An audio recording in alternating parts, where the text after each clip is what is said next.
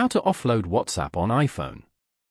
To get started, first of all go ahead and open up the Settings application on your phone. Once you're here, go to General as shown.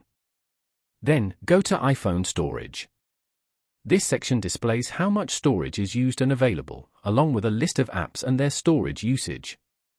Then, scroll down to find the app you want to offload and tap on it. For example, WhatsApp. Here, tap on Offload app.